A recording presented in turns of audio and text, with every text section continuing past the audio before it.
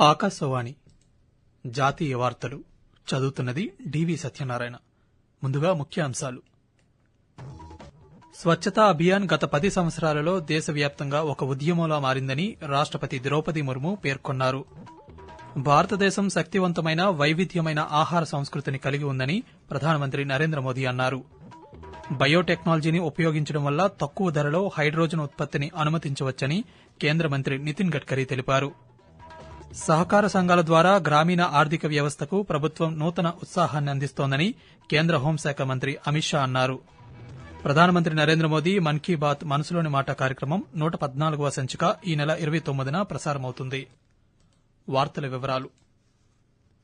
స్వచ్ఛతా అభియాన్ గత 10 సంవత్సరాలలో దేశవ్యాప్తంగా ఓ ఉద్యమంలా మారిందని రాష్టపతి ద్రౌపది ముర్ము పేర్కొన్నారు. ఈ రోజు ఉజ్జయినిలో జరిగిన సఫాయి మిత్ర సమ్మేళనంలో రాష్టపతి పాల్గొన్నారు. ఈ సందర్భంగా మాట్లాడుతూ సఫాయి మిత్రలు పారిశుద్ధ్య యోధులని, ఆరోగ్యవంతమైన దేశ నిర్మాణంలో వారు కీలక పాత్ర పోషిస్తున్నారన్నారు.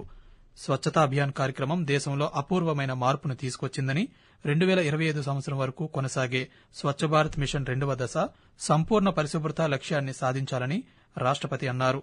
ఆరోగ్యవంతమైన అభివృద్ది చెందిన భారతదేశాన్ని నిర్మించేందుకు ప్రతి ఒక్కరూ ప్రతిజ్ఞ చేయాలని ఆమె కోరారు.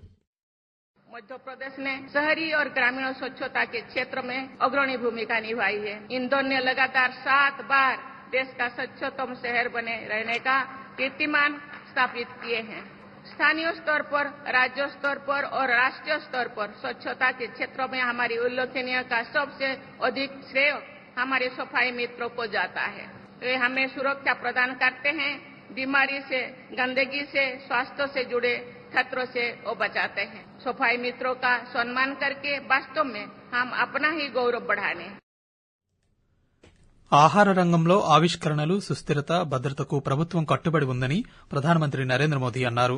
న్యూఢిల్లీలో ఏర్పాటు చేసిన వరల్డ్ ఫుడ్ ఇండియా 2024 మొదటి రోజు దృశ్య మాధ్యమ సందేశంలో ప్రధానమంత్రి మాట్లాడుతూ భారతదేశం శక్తివంతమైన వైవిధ్యమైన ఆహార సంస్కృతిని కలిగి ఉందన్నారు.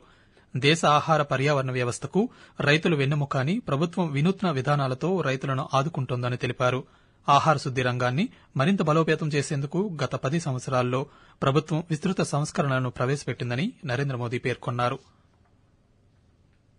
హైడ్రోజన్ వినియోగంతో భవిష్యత్తులో సుమారు 22 లక్షల కోట్ల శిలాజ ఇంధనాల దిగుమతులను 4 లక్షల కోట్లకు తగ్గించాలని ప్రభుత్వం లక్ష్యంగా పెట్టుకుందని కేంద్ర రోడ్డు రవాణా, రహదారుల శాఖ మంత్రి నితిన్ గడ్కరీ తెలిపారు. ఢిల్లీలో ఈ రోజు జరిగిన ఓ కార్యక్రమంలో మంత్రి మాట్లాడుతూ వ్యర్థాల నుంచి ఉత్పత్తి అయ్యే హైడ్రోజన్ను ఇంధనంగా వినియోగించే మిరాయ్ కార్ ప్రాజెక్టులో ప్రభుత్వం పురోగతి సాధిస్తోందన్నారు. బయోటెక్నాలజీని ఉపయోగించడం వల్ల తక్కువ ధరలో హైడ్రోజన్ ఉత్పత్తిని అనుమతించవచ్చన్నారు. భారతదేశాన్ని ఇంధన ఎగుమతి చేసే దేశంగా మార్చడానికి కిలోగ్రాముకు $1 చొప్పున హైడ్రోజన్ ఉత్పత్తి చేయాలని కేంద్ర మంత్రిత్వ శాఖ లక్ష్యంగా పెట్టుకుందని తెలిపారు. భారత్ను ప్రపంచంలోనే 5వ అతిపెద్ద ఆర్థిక వ్యవస్థగా మార్చేందుకు, 5 ట్రిలియన్ల ఆర్థిక వ్యవస్థ మార్కును సాధించేందుకు కేంద్ర ప్రభుత్వం కృషి చేస్తోందని మంత్రి పునరుద్ఘాటించారు. సహకార సంఘాల ద్వారా గ్రామీణ ఆర్థిక వ్యవస్థకు ప్రభుత్వం నూతన ఉత్సాహాన్ని అందిస్తోందని కేంద్ర హోంశాఖ మంత్రి అమిత్ షా అన్నారు. ఈ రోజు న్యూఢిల్లీలో జరిగిన జాతీయ స్థాయి సదస్సులో ఇటీవల ప్రభుత్వం ఏర్పడిన 100 రోజుల్లో కేంద్ర సహకార మంత్రిత్వ శాఖ చేపట్టిన కార్యక్రమాలను సహకార్ సే సమృద్ది పేరుతో కేంద్ర మంత్రి ప్రారంభించారు. ఈ సందర్భంగా కేంద్ర మంత్రి మాట్లాడుతూ అన్ని గ్రామాలు, జిల్లాల్లో సహకార రంగానికి పునర్జన్మ కల్పించడమే సహకార మంత్రిత్వ శాఖ లక్ష్యమని అన్నారు. శ్వేత విప్లవం 2.0 మహిళలకు సాధికారత కల్పించడంతో పాటు ఉపాధిని సృష్టించిందని, సహకార పరిధిని విస్తరించిందన్నారు. సమాజ ఎదుగుదలకు ఈ సహకార సంఘాలు దోహదపడుతున్నాయని అమిత్ షా పేర్కొంటూ मित्रों, सहकारिता वह शक्ति है जो व्यक्ति की शक्तियों को सामूहिक रूप से लाकर समाज की शक्ति के रूप में परिवर्तित करती है. और इस सहकारिता का मंत्र कई जगह पर स्वाभाविक रूप से देश के एडमिनिस्ट्रेटिव खाके पे परिवर्तन हुआ, टेक्नोलॉजी आगे बढ़ गई, अर्थतंत्र के इकोनॉमी के आयाम बदले गए और अर्थतंत्र के चलन में भी ड्रास्टिक बदलाव आया, बहुत भरपूर बदलाव आया. జమ్మూ కశ్మీర్ను బహుళ రంగాల్లో అభివృద్ది చేస్తున్నామని ప్రధానమంత్రి నరేంద్ర మోదీ అన్నారు. 2వ విడత ఎన్నికల ప్రచారంలో భాగంగా ఈ రోజు ప్రధానమంత్రి కాట్రాలో పర్యటించారు. ఈ సందర్భంగా ఏర్పాటు చేసిన సభలో నరేంద్ర మోదీ మాట్లాడుతూ ఆర్టికల్ 370 రద్దుతో వేర్పాటువాదం, ఉగ్రవాదం క్షీణించాయని, వాటిని ఇంకా పూర్తిగా నిర్మూలిస్తామన్నారు. జమ్మూ కశ్మీర్ను మళ్లీ రాష్టంగా మారుస్తామని ఇప్పటికే పార్లమెంట్లోనే ప్రకటించిన విషయాన్ని ఈ సందర్భంగా ఆయన గుర్తు చేశారు. ఆకాశవాణి జాతీయ వార్తలు వింటున్నారు. ప్రధానమంత్రి నరేంద్ర మోదీ తన మనసులోని భావాలను ఆకాశవాణి ద్వారా దేశ ప్రజలతో పంచుకునే మన్ కీ బాత్ మనసులోని మాట కార్యక్రమం 114వ సంచిక ఈ నెల 29వ తేదీ ఆదివారం ప్రసారమవుతుంది. మన్ కీ బాత్ కార్యక్రమానికి ప్రజలు తమ సూచనలు, సలహాలు అందించాలని ప్రధానమంత్రి కోరారు. ప్రజలు తమ స్వర సందేశాలను 1800 నెంబర్కు ఈ నెల 27వ తేదీ సాయంకాలం వరకు పంపవచ్చు. ఆర్టిఫిషియల్ ఇంటెలిజెన్స్ ఏఐ దేశ ప్రగతికి పరివర్తన కలిగించే శక్తి అని కేంద్ర ప్రభుత్వ principal scientific adviser Ajay Kumar Sood అన్నారు. ఈ రోజు న్యూఢిల్లీలో జరిగిన ఏఐ ఇండియా కాన్క్లేవ్ 2024లో ఆయన మాట్లాడుతూ ఏఐ ప్రయోజనాలను మరింత మంచి కోసం ఉపయోగించుకునేలా చూడడం మనందరి సమిష్టి బాధ్యత అని అన్నారు. దేశ అభివృద్ది కోసం ప్రతి ఒక్కరూ ఏఐ విప్లవంలో పాల్గొనాలని ఆయన కోరారు. వికసిత భారత్ కోసం ఏఐ విప్లవాన్ని స్వీకరిద్దాం అనే ఇతివృత్తంతో ఈ కార్యక్రమం నిర్వహించారు. డిజిటల్ ఏజ్ లో ఏఐ జనరేటెడ్ కంటెంట్ ను గుర్తించడంతో పాటు వాటర్ మార్కింగ్ పాత్రపై ఎఫ్ఐసిసిఐ నివేదికను అజయ్ కుమార్ సూద్ ఈ సందర్భంగా విడుదల చేశారు. ఎన్డీఏ కూటమి ప్రభుత్వం వరుసగా మూడవసారి అధికారంలోకి వచ్చిన 100 రోజుల్లో ప్రధానమంత్రి జీవన్ యోజనకు ప్రభుత్వం ఆమోదం తెలిపిందని పెట్రోలియం, సహజవాయువు మంత్రిత్వ శాఖ వర్గాలు తెలిపాయి. రైతులకు లాభదాయకమైన వ్యవసాయం, ఆదాయంలో పెరుగుదల, పర్యావరణ కాలుష్యాన్ని పరిష్కరించడం ఈ పథకం ముఖ్య లక్ష్యం. పథకంలోని సవరణలు అధునాతన జీవ ఇంధనాలకు ఆర్థిక సహాయం అందించింది. ఈ ప్రాజెక్టు ప్రతిపాదనలో కొత్త సాంకేతికతలు, ఆవిష్కరణలకు ప్రాధాన్యత ఇవ్వబడింది. ఈ పథకం స్థానిక ఉపాధి అవకాశాలను సృష్టించడంలో సహాయపడుతుందని, భారతదేశ ఇంధన భద్రత, స్వావలంబనకు దోహదం చేస్తోందని పెట్రోలియం, సహజవాయువు మంత్రిత్వ శాఖ పేర్కొంది.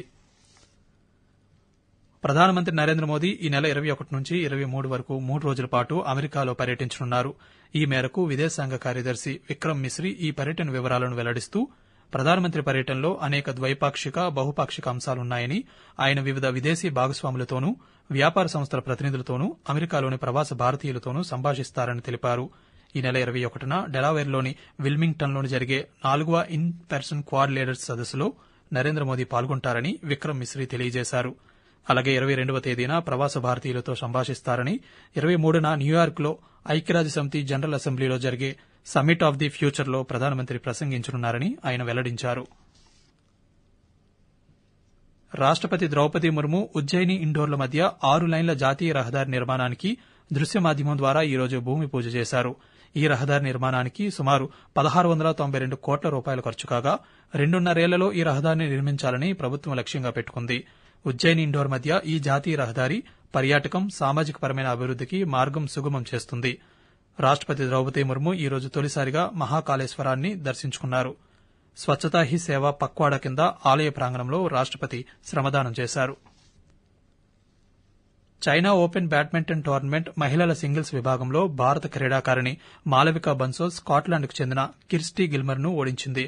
గిల్మర్ను 21-17, 19-21, 21-16 తేడాతో ఓడించి మాలవిక క్వార్టర్ ఫైనల్స్లోకి ప్రవేశించింది. రేపు అక్కానే యమగుచితో మాలవిక పోటీ పడనుంది. చెన్నైలోని ఎంఏ చిదంబరం స్టేడియంలో భారత్, బంగ్లాదేశ్ జట్ల మధ్య జరుగుతున్న తొలి టెస్టు మ్యాచ్లో మొదటి రోజు ఆట ముగిసే సమయానికి భారత్ 6 వికెట్ల నష్టానికి 339 పరుగులు చేసింది. రవిచంద్రన్ అశ్విన్ తన 6వ టెస్టు సెంచరీని సాధించి 102 పరుగులతో బ్యాటింగ్ చేయగా, రవీంద్ర జడేజా 86 పరుగులతో నాటౌట్గా ఉన్నారు. బంగ్లాదేశ్ బౌలర్ హసన్ మహ్మద్ 4 వికెట్లు తీశారు. జాతీయ వార్తలు ముగించే ముందు ముఖ్యాంశాలు మరోసారి. స్వచ్ఛతా అభియాన్ గత 10 సంవత్సరాలలో దేశవ్యాప్తంగా ఒక ఉద్యమంలా మారిందని రాష్టపతి ద్రౌపది ముర్ము పేర్కొన్నారు. భారతదేశం శక్తివంతమైన, వైవిధ్యమైన ఆహార సంస్కృతిని కలిగి ఉందని ప్రధానమంత్రి నరేంద్ర మోదీ అన్నారు. బయోటెక్నాలజీని ఉపయోగించడం వల్ల తక్కువ ధరలో హైడ్రోజన్ ఉత్పత్తిని అనుమతించవచ్చని కేంద్ర మంత్రి నితిన్ గడ్కరీ తెలిపారు. సహకార సంఘాల ద్వారా గ్రామీణ ఆర్థిక వ్యవస్థకు ప్రభుత్వం నూతన ఉత్సాహాన్ని అందిస్తోందని కేంద్ర హోంశాఖ మంత్రి అమిత్ షా అన్నారు. ఆకాశవాణి జాతీయ వార్తలు ఇంతటితో సమాప్తం.